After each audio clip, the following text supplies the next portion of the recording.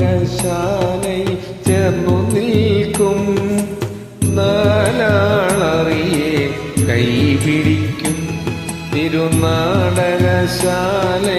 ചേർന്നു നിർത്തും യമുന നദിയായി കുളിരലയിളകും നിരവിൽ അമ്പലപ്പുഴ ഉണ്ണിക്കണ്ണനോടു നീ എന്തു പരിഭവം മെല്ലെയോടി വന്നോ.